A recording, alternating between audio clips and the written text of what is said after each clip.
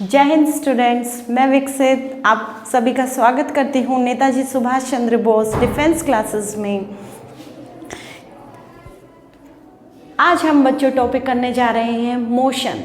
जैसा कि आपको पता है कि एनडीए का जो सिलेबस है उसमें इसका काफ़ी वेटेज है इस टॉपिक का, तो टू द पॉइंट आज हम बात करेंगे। सबसे पहले हमारा क्या है, बेसिक्स जो हैं इसके बारे में आज हम उसे कवर करेंगे कि बेसिक जो अंडरस्टैंडिंग है हमारी इस टॉपिक को लेकर उसको पहले क्या करेंगे, हम अच्छे से अपनी क्लियर कर लेंगे। उसके बाद हम क्या करेंगे, फर्दर लेवल को इंक्रीज करते चलेंगे। तो लेट्स स्टार्ट। देखो, सबसे पहले आपको क्या करना है, एक छोटी सी एक्टिविटी करने जा रहे हैं हम, जिसमें आपको क्या करना है, मुझे ऑब्जर्व करना है, मुझे नोटिस करोगे आप सभी, ठीक है।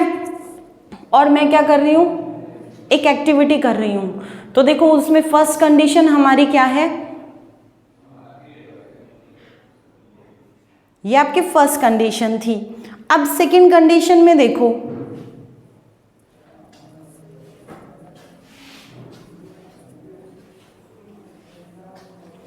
तो अगर हम फर्स्ट कंडीशन की बात करें तो आप लोगों ने क्या अंडरस्टैंड किया। फर्स्ट कंडीशन में आप देख रहे थे कि आप नोटिस कर रहे थे मुझे, तो आप कौन हो, जो नोटिस कर रहा है वो कौन हो गया, ऑब्जर्वर। आप क्या हो गए, ऑब्जर्वर। आप मुझे नोटिस कर रहे थे तो मैं क्या हूँ, आपके लिए एक ऑब्जेक्ट हूँ कि आप मुझे नोटिस कर रहे थे।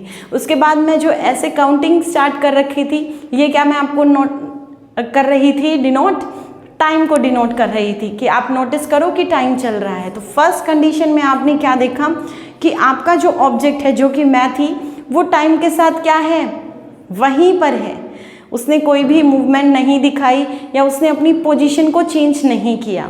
लेकिन सेकंड जो कंडीशन थी उसमें आपने क्या नोटिस किया बच्चों, कि आपका जो ऑब्जेक्ट है वो टाइम के साथ क्या कर रहा था, अपनी पोजीशन को चेंज कर रहा था। आई होप आप इतना समझ गए होंगे। तो देखो, इसी से हमें क्या है, जो बेसिक था इसका वो समझ में आएगा कि हम मोशन कब कहेंगे और रेस्ट कब कहेंगे। सबसे पहले देखो, जब हम मोशन कर रहे हैं बात, तो उसी के साथ हमें रेस्ट भी समझना है। तो मोशन कब कहेंगे, रेस्ट कब कहेंगे, तो सबसे पहले हमें देखना है कि हमारे पास क्या है, ऑब्जेक्ट। ऑब्जेक्ट क्या है, जिसे हम क्या कर रहे हैं, नोटिस कर रहे हैं, जिसके बारे में हम बात करेंगे, जिसे हम क्या कर रहे हैं, ऑब्जर्व कर रहे हैं। अब जो ऑब्जेक्ट है उसे ऑब्जर्व करने वाला या नोटिस करने वाला जो होगा वो कौन हो गया, हमारा ऑब्जर्वर। क्लियर है आपको, ऑब्जर्वर। और टाइम के रिस्पेक्ट में हम बात करेंगे।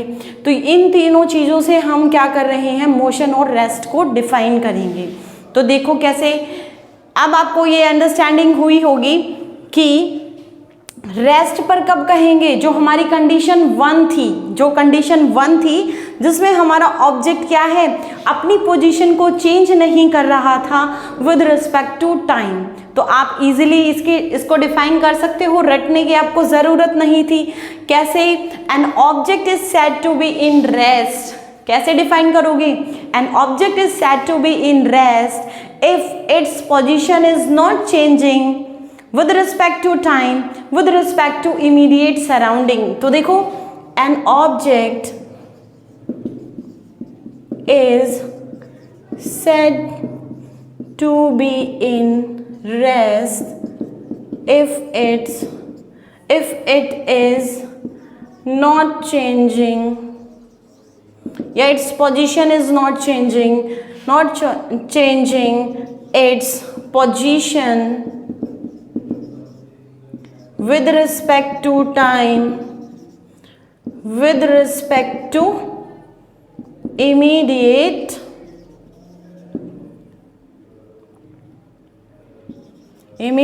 surrounding। देखो, अब एक वर्ड लिखा है मैंने, इमीडिएट सराउंडिंग। इसको भी क्या है, समझ लो कि ऐसा क्यों लिखा। क्रैमिंग नहीं करनी, बिल्कुल भी नहीं रटना है आपको।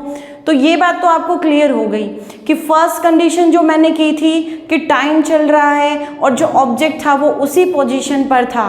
कहने का अर्थ है, जिस पोजीशन से आप देखना शुरू कर रहे थे कि वो स्टार्टिंग में जहाँ था वहीं पर क्या है, फाइनल भी उसका क्या वहीं पर हमें दिख रहा है, उसके बीच में वो उसने कुछ भी चेंज नहीं किया। ठीक है, object is said to be in rest if it is not changing its position with respect to time, with respect to immediate surrounding. अब ये इमीडिएट सराउंडिंग मैंने क्यों बोला, सराउंडिंग सबको पता है कि आपके आसपास, अब जब आप किसी ऑब्जेक्ट को ऑब्जर्व करोगे तो वो आसपास ही तो होनी चाहिए, ऐसा तो नहीं है जहां आप हो और क्या करोगे, जहां आप देख ही नहीं सकते हो, या फिर आप मान लो कि जिस रूम में अभी आप बैठे हो और उसके दूसरे रूम में तो आप नहीं देख पाओगे, या फिर रोड पर क्या हो रहा है वहाँ तो आप कमेंट नहीं करोगे ना उन ऑब्जेक्ट्स पे। आप क्या करोगे, जस्ट तुरंत आपके जो इमीडिएट सराउंडिंग है, जैसे अभी आप बैठे होगे किसी रूम में तो आपके पास क्या है, जो बुक है, नोटबुक है या चेयर है, टेबल है, जो भी आपके आसपास है आप उसको क्या कर सकते हो, ऑब्जर्व कर सकते हो और उसके बारे में आप बता सकते हो कि वो रेस्ट पर है या मोशन पर है। तो इसीलिए मैंने वर्ड लिखा है इमीडिएट सराउंडिंग। आई होप आपको ये क्लियर है। तो अभी मोशन को कैसे बता सकते हो आप, जरा सोचो, जरा सोचो क्या कर सकते हो। An object is said to be in motion if its position is changing with respect to time, with respect to immediate surrounding. I hope ये सबको क्लियर हो गया होगा। उसके बाद देखो एक छोटी सी टर्म है, उसके बाद क्या है बच्चों, एक छोटी सी टर्म है, मोशन और जो रेस्ट है ना वो आपस में क्या है, रिलेटिव हैं। क्या है, रिलेटिव है। अब इसका क्या मतलब आ गया कि ये रिलेटिव क्यों है मोशन और रेस्ट। ये देखो क्या है कि मान लो किसी एक ऑब्जर्वर के लिए कोई चीज़ रेस्ट पर है तो दूसरे ऑब्जर्वर के लिए ज़रूरी नहीं है कि वो रेस्ट पर हो। अब ये तो बात समझ में नहीं आई, तो इसके लिए हम क्या करेंगे, एक छोटा सा एग्जाम्पल आपको दे रही हूँ, ठीक है।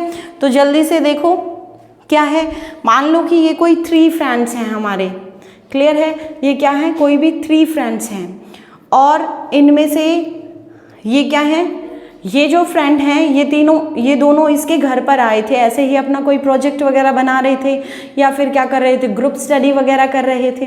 तो उसके बाद क्या हुआ, ये अब वापस अपने घर जा रहे हैं। तो ये जो फ्रेंड है इन्हें क्या कर रहा है, रेलवे स्टेशन मान लो या फिर क्या मान लो, बस स्टॉप मान लो, वहाँ पर क्या करने गया है, इन्हें छोड़ने के लिए गया है।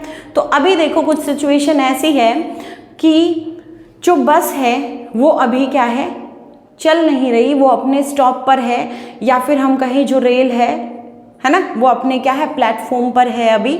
और ये दोनों फ्रेंड क्या हो गए, उसमें जाकर बैठ गए सीट पर साइड बाय साइड, और ये यहाँ पर प्लेटफॉर्म पर है या बस स्टैंड पर बाहर वाली साइड है, और ये खिड़की में से इसे देख रहे हैं, क्लियर है। तो अगर मैं अब इस फ्रेंड से पूछूं कि तुम बताओ ये दोनों रेस्ट पर हैं या मोशन में हैं, तो ये फ्रेंड क्या कहेगा, आप आंसर कर सकते हो, आप आंसर कर सकते हो, अपने माइंड में सोचो। ये फ्रेंड कहेगा कि अभी मैं इन्हें देख रहा हूँ, ये मेरे लिए ऑब्जेक्ट है, मेरे इमीडिएट सराउंडिंग में है, टाइम के साथ इनकी पोजीशन क्या है, चेंज नहीं हो रही, तो ये कहेगा ये दोनों क्या है, रेस्ट पर है। क्लियर है आपको।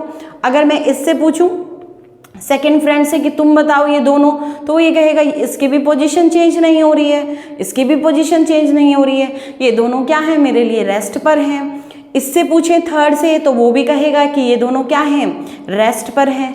क्लियर है। अब सिचुएशन को हम चेंज करते हैं। सिचुएशन चेंज क्या हुई, जो आपकी ट्रेन है या फिर क्या है, बस है, अब वो क्या हुई, चलना स्टार्ट कर दिया उसने। तो कुछ ऐसी सिचुएशन होगी, समझ रहे हो आप। अब क्या हुआ, ऐसी सिचुएशन है। अब इस फर्स्ट फ्रेंड से पूछा तुम बताओ, उसने कहा झट से कि अरे उनकी तो पोजीशन चेंज हो गई है टाइम के साथ, तो वो क्या है, मोशन में है।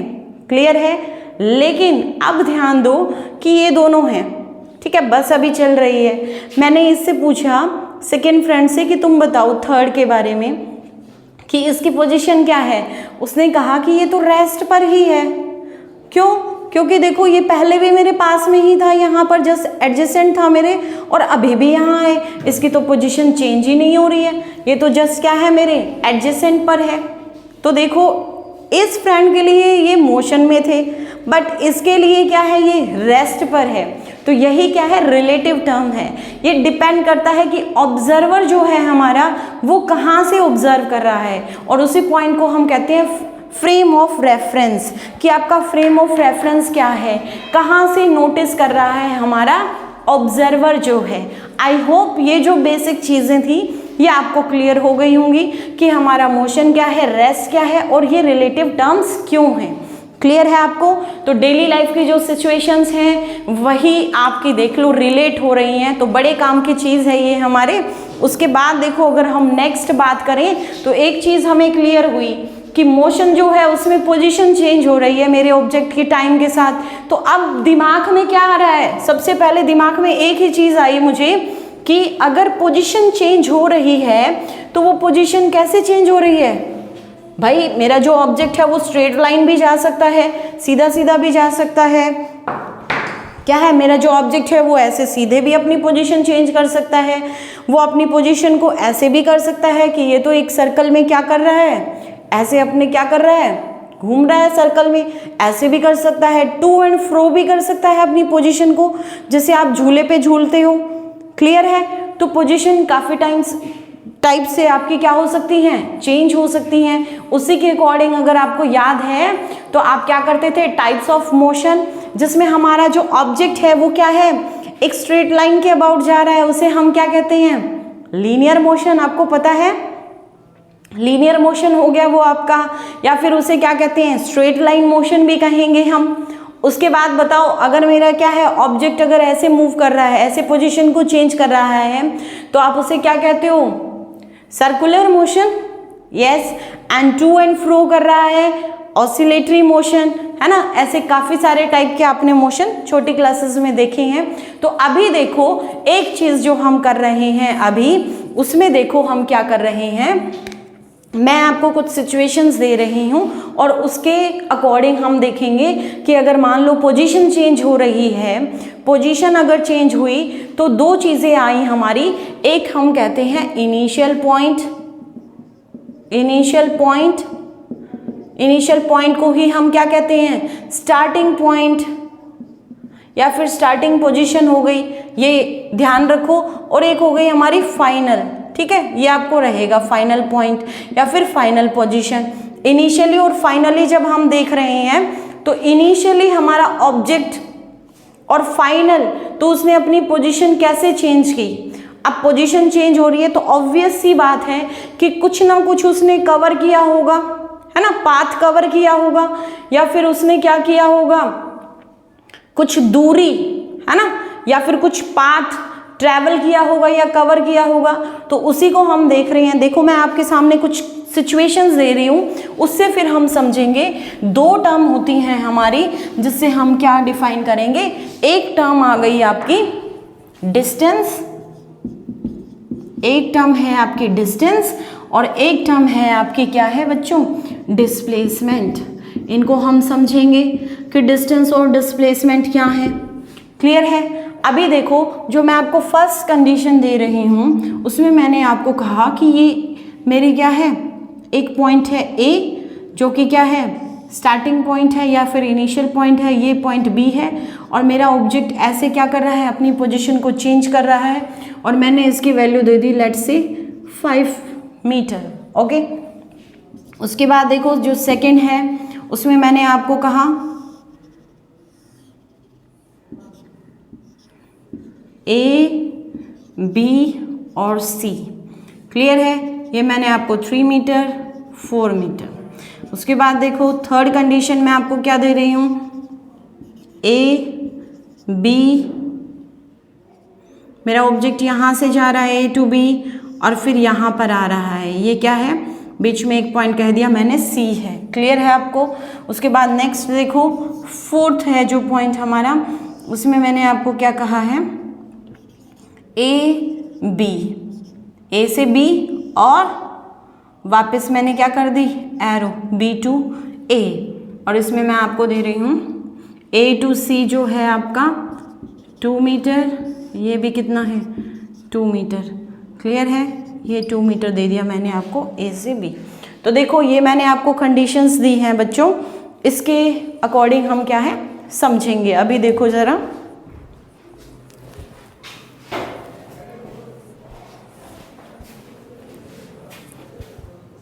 उसके बाद देखो ज़रा जो हमारी फर्स्ट कंडीशन है, अगर हम उसकी बात करें तो ए से बी जब मेरा ऑब्जेक्ट पोजीशन चेंज कर रहा है तो आप देखो कि कितना पाथ इसने ट्रैवल किया, कितना पाथ ट्रैवल किया, आप कहोगे ए से बी हमने कितने चले, हम 5 मीटर। क्लियर है, ये तो बिल्कुल ईजी था, है ना। उसके बाद देखो जो सेकंड है हमारा, उसमें मैं अगर कहूँ कि कितना पाथ इसने ट्रैवल किया ऑब्जेक्ट ने, तो आप कहोगे ए से बी 3 मीटर, बी से सी 4 मीटर, तो टोटल कितना हो गया 3 + 4 आपका कितना हो गया 7 मीटर। लेकिन कुछ बच्चे ऐसे हैं जो क्या हैं, शॉर्टकट में बिलीव करते हैं कि शॉर्टेस्ट पाथ से हम जाएं, उन्हें बहुत जल्दी होती है ना। ऐसे बच्चे भी हैं ना जो सीधे सीधे नहीं करते हैं, वो कहेंगे मैम आप ए से बी और बी से सी जा रहे हो तो डायरेक्ट ऐसे भी तो जा सकते हो, आप ए टू सी चले जाओ, बात तो सही है। तो देखो यहीं से एक चीज समझो कि जो डिस्टेंस है मेरा वो क्या है, टोटल पाथ या फिर एक्चुअल पाथ, एक्चुअल पाथ या total path covered by an object. Clear है ये आपको। डिस्प्लेसमेंट हमारा क्या होता है, शॉर्टेस्ट पाथ। क्या होता है, शॉर्टेस्ट पाथ बिटवीन, अब ये किसके बीच में होगा, आप लोगों को पता ही है, शॉर्टेस्ट पाथ है तो किसके बीच में होगा, जो हमारी इनिशियल मीन्स जो हमारा स्टार्टिंग पॉइंट है, initial point and final point, just initial और फाइनल के बीच में हमें शॉर्टेस्ट पाथ देखना है, वो हमारा क्या हो जाएगा, डिस्प्लेसमेंट हो जाएगा। और डिस्टेंस क्या है, टोटल पाथ, तो initial point and final point आप यहां लिख दो। तो अब मुझे बताओ कि कंडीशन ए में मेरा डिस्टेंस क्या हुआ, कंडीशन ए में मेरा डिस्टेंस हुआ ए टू बी 5 मीटर, डिस्टेंस क्या हुआ 5 मीटर। अगर डिस्प्लेसमेंट की बात करूं तो यही इसका शॉर्टकट है, इनिशियल ये रही इसकी पोजीशन, फाइनल ये रही, तो दोनों ही क्या है। इस केस में अगर हम देखें, फर्स्ट केस में हमारा क्या आ रहा है, डिस्टेंस जो है बच्चों वो किसके इक्वल आ रहा है, डिस्प्लेसमेंट के इक्वल आ रहा है। क्लियर है। अब इसमें देखो जो सेकंड कंडीशन है हमारी, उसमें क्या है, ए बी और सी, तो यहां से जो ये जा रहा है लॉन्ग कट था, जो एक्चुअल पाथ था वो तो हो गया 7, इसका मतलब ये तो हमारा क्या आ गया, डिस्टेंस। लेकिन अगर इसी में मैं आपसे बात करूं कि आपका डिस्प्लेसमेंट क्या होगा, तो डिस्प्लेसमेंट तो ये था, ठीक है, और मैंने कह दिया ये क्या था, 90 डिग्री एंगल है यहाँ पर। तो अब आपको क्या स्ट्राइक किया, मैथ्स में आपने पढ़ा होगा पाइथागोरस थ्योरम, तो उससे आप क्या करोगे, ए से निकाल सकते हो, ये हमारी क्या हो गई हाइपोटेन्यूज, तो हाइपोटेन्यूज का स्क्वायर है ना, और फिर क्या करेंगे, इन दोनों का स्क्वायर कर देंगे, आपको पता है परपेंडिकुलर और बेस का स्क्वायर हो गया आपका। क्लियर है। तो ये कितना आ गया ए सी, कितना आ गया बच्चों, देखो जरा, क्लियर है, ए सी आपका कितना आ गया 5, है ना। क्लियर है ये आपको। मैं ये एज्यूम कर रही हूँ कि आपको पाइथागोरस जो है वो मैथ्स में अब तक आ गई है, क्योंकि ये छोटी क्लासेस से ही आ जाती है। तो इसमें मेरा डिस्प्लेसमेंट बन गया क्या 5, ये आपको क्लियर है, ये आपका क्या बन गया डिस्प्लेसमेंट। तो देखो यहां से क्या कंडीशन निकल कर आई कि डिस्टेंस है वो क्या है, ग्रेटर देन है डिस्प्लेसमेंट से। ये बात आपको क्लियर हुई कि जो डिस्टेंस है वो क्या है, ग्रेटर है डिस्प्लेसमेंट से। क्लियर है आपको। फर्स्ट से क्या आया था, डिस्टेंस है इक्वल टू डिस्प्लेसमेंट, तो इन दोनों को अगर मैं क्या करूं, इन दोनों कंडीशंस को अगर मैं क्या करूं, कंबाइन कर दूं बच्चों, तो मैं क्या लिख सकती हूं, जो मेरा डिस्टेंस है वो क्या है, ग्रेटर और इक्वल टू डिस्प्लेसमेंट है। और यहां से क्या है आपका, क्या है, क्वेश्चन आ जाता है, इसे स्टार मार्क कर लो, क्या है, यहां से क्वेश्चन जनरली आपसे पूछा जाता है यहां से कि क्या है रिलेशन आपका। क्लियर है, ये बात आपको समझ में आ गई।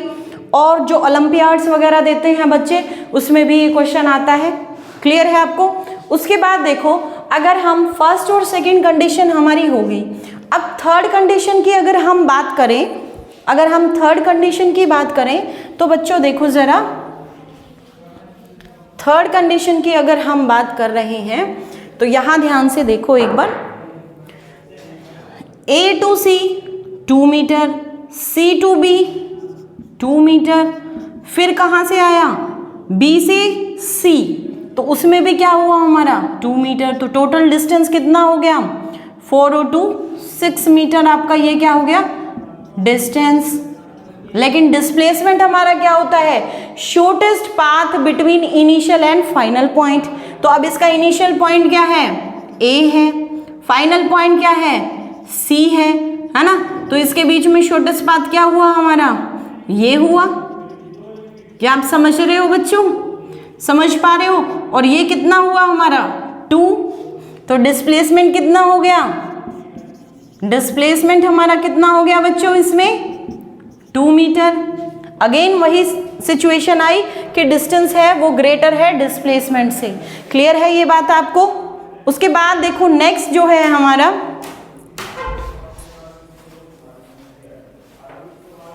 उसके बाद जो हमारी फोर्थ कंडीशन है उसे ध्यान से देखो जरा। फोर्थ कंडीशन में क्या हुआ हमारा, object A to B and B to A। तो इसमें अगर हम डिस्प्लेसमेंट फाइंड आउट करें और डिस्टेंस फाइंड आउट करें तो देखो जरा, डिस्टेंस देखो A to B 2 metre, B to A again 2 + 2 4 metre हो गया। लेकिन डिस्प्लेसमेंट की अगर हम बात करें तो A से होते हुए B से होते हुए देन अगेन A पर, तो देखो जरा ध्यान से, shortest path between initial and final. तो अब जरा मुझे ये बताओ इसमें इनिशियल क्या है, स्टार्टिंग पॉइंट A है, फाइनल पॉइंट क्या है A ही है, तो इनके बीच में शॉर्टेस्ट क्या होगा, A से ही स्टार्टिंग हुई, A से ही क्या हो गई एंडिंग हो गई, एंड पॉइंट हो गया, तो इसके बीच में तो कुछ शॉर्टेस्ट पॉइंट हुआ नहीं। इसका मतलब डिस्प्लेसमेंट क्या आ गया हमारा यहाँ पर 0। ये क्लियर है आपको? अब देखो, अब हम क्या कर रहे हैं, डिस्टेंस और डिस्प्लेसमेंट में क्या कर रहे हैं, जल्दी से एक बार डिफ्रेंशिएट करके देख रहे हैं कि इन एग्जाम्पल से हमारे पास क्या क्या कंडीशन आई हैं। क्लियर है ये आपको? तो देखो जरा,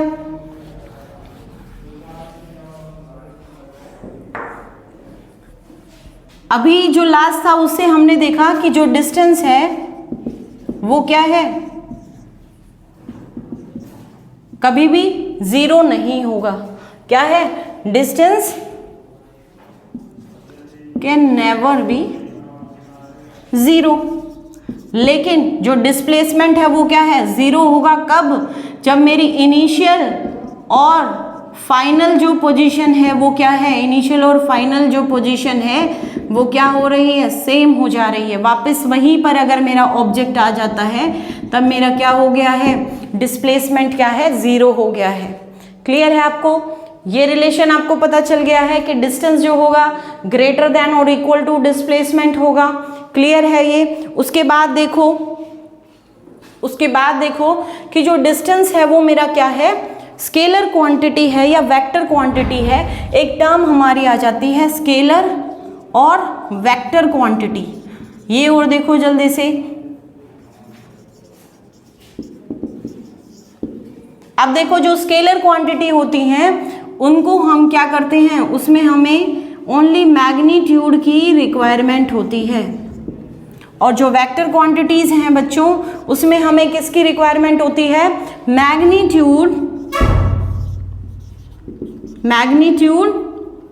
एंड डायरेक्शन, दोनों चीजें हमें चाहिए होती हैं, मैग्नीट्यूड एंड डायरेक्शन।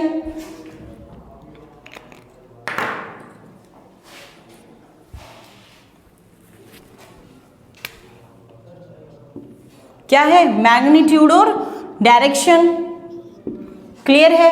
अब समझो कैसे, जो स्केलर है वो उसमें ओनली मैग्नीट्यूड क्या होता है हमारा, मैग्नीट्यूड है आपका जो नंबर, जैसे आप बोल रहे हो ना 2 मीटर बोल रहे थे, तो 2 जो था वो क्या था, उसका मैग्नीट्यूड था, और मीटर क्या थी, उसमें यूनिट थी। जैसे आप कहे हो 5 मिनट्स, तो 5 क्या होगा, वो नंबर मैग्नीट्यूड, और जो मिनट बोली आपने वो क्या है, आपकी यूनिट है, टाइम की यूनिट हो गई। मीटर हमारी किसकी है, जब हम क्या कर रहे हैं, कोई भी डिस्टेंस को हम क्या कर रहे हैं, मेज़र कर रहे हो, तो आप तो देखते हो कि मीटर हो गई, किलोमीटर हो गई, है ना, सेंटीमीटर हो गई, ये तो आपको छोटी क्लासेस में ही पता चल गया था। तो उसके बाद देखो, जब ओनली हमें मैग्नीट्यूड उस नंबर की ही ज़रूरत है तो वो स्केलर क्वांटिटी है, लेकिन मैग्नीट्यूड प्लस डायरेक्शन की भी ज़रूरत है हमें, तो वो क्या है, हमारी वेक्टर क्वांटिटी है। तो अब कुछ बात समझ में आई होगी। अगर मैं आपसे पूछूं कि इसमें से कौन सी स्केलर और कौन सी वेक्टर क्वांटिटी है, तो आप इजीली बता सकते हो। और उसके लिए चलो एक एग्जांपल भी मैं आपको दे देती हूं कि मान लो मेरा ऑब्जेक्ट है ए से बी, ठीक है, और बी टू सी, कुछ ऐसा है। और देखो जो केस हमने किया था यहां पर ये वापस आ जाए। तो अब एक बात बताओ मुझे,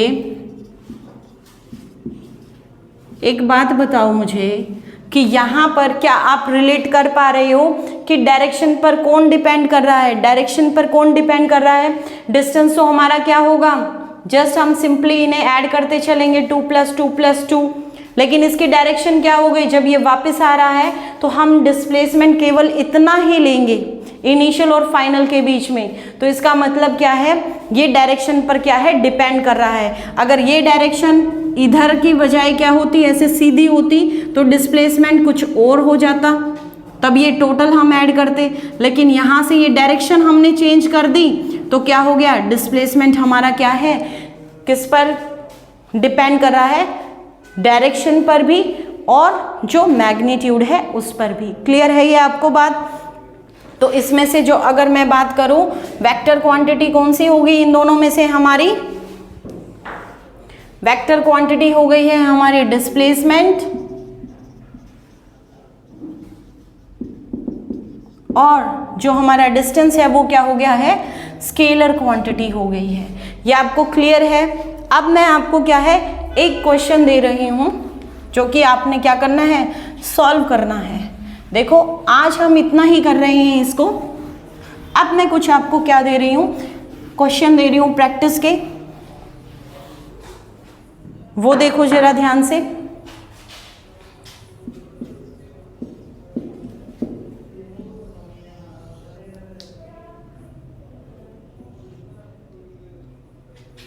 सर्कल है ये, जिसका रेडियस मैंने आपको गिवन है आपको 7 सेंटीमीटर, और जो आपका ऑब्जेक्ट है वो कैसे मूव कर रहा है, कंडीशन 1, ऑब्जेक्ट क्या कर रहा है आपको, कंप्लीट सर्कल, कंप्लीट 1 राउंड। आपको क्या कमेंट करना है इसमें, डिस्टेंस और डिस्प्लेसमेंट आपको फाइंड आउट करना है इन सिचुएशंस में। क्लियर है? सेकंड आपको है, ऑब्जेक्ट आपका क्या कर रहा है, half circle, half round. Clear है? आप इसमें क्या करोगे, डिस्टेंस एंड डिस्प्लेसमेंट।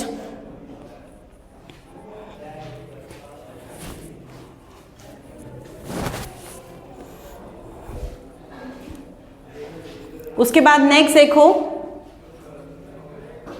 एक जो हमने प्रीवियस वीडियो में किया था आपने डाइजेस्टिव सिस्टम, उसका मैं आपको क्या दे रही हूँ, एनडीए का PYQ दे रही हूँ कि आप उसे कर पा रहे हो या नहीं। जो बच्चे आज नए हैं वो क्या करेंगे, उस वीडियो को जरूर देखेंगे। क्लियर है? ये क्वेश्चन आप सॉल्व करेंगे आज का जो आपका है। उसके बाद देखो जो डाइजेस्टिव सिस्टम था, क्या आप ये क्वेश्चन कर पा रहे हो बच्चे? तो देखो जरा, PYQ मैं आपकी तरफ क्या कर रही हूँ, थ्रो कर रही हूँ, एंड आई होप आप इसे क्या कर लोगे, कैच कर लोगे। तो देखो जरा दिमाग लगाना पड़ेगा। मैं आपको क्या दे रही हूँ, कुछ स्टेप्स दे रही हूँ। क्लियर है? तो जल्दी से देखो, ingestion, egestion, digestion, absorption, assimilation. आपको इन स्टेप्स को क्या करना है, नंबरिंग देनी है कि फर्स्ट स्टेप हमारा डाइजेशन में क्या होगा, सेकंड क्या होगा, थर्ड क्या होगा, फोर्थ क्या होगा और फिफ्थ कैसे होगा। जैसे मैं आपको स्टार्टिंग में बता देती हूँ, इंजेशन हमारा क्या है, फर्स्ट स्टेप है जिसमें हम इनटेक ऑफ फूड करते हैं। उसके बाद आपको इन्हें क्या करना है, अरेंज करना है सीक्वेंस में। तो ये क्या है आपका PYQ है NDA का। ये आपके लिए क्या दिया है, मैंने एक छोटा सा क्वेश्चन थ्रो किया है। आई होप आप इसे कैच कर लेंगे। अगर आपको नहीं आ रहा है तो आप क्या करेंगे, प्रीवियस वीडियो जो है उसे ज़रूर देखेंगे। आज के लिए बच्चों इतना ही, मिलेंगे नेक्स्ट शानदार वीडियो में। तब तक के लिए अपना और अपनों का रखेंगे ख्याल, और मेरी तरफ से आप सभी को क्या है, बहुत सारा प्यार। जय हिंद।